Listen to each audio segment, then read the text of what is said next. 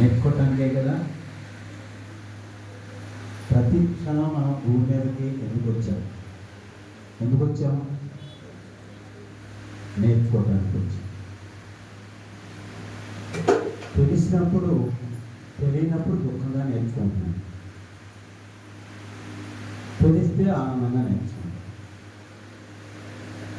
దుఃఖానికి కారణం ఏంటి?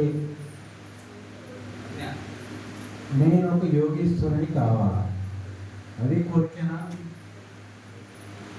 అవునా? మరి దుఃఖానికి కారణం కోరికలు కాదు,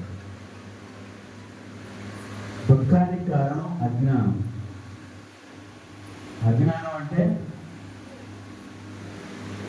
నా సమస్యలకి, కష్టాలకి, దుఃఖాలకి కారణం ఎదటి వాళ్ళ, పక్కవాళ్ళ, వెనకవాళ్ళ, పైవాళ్ళ అనుకోవటం అజ్ఞానం. నేను శరీరాన్ని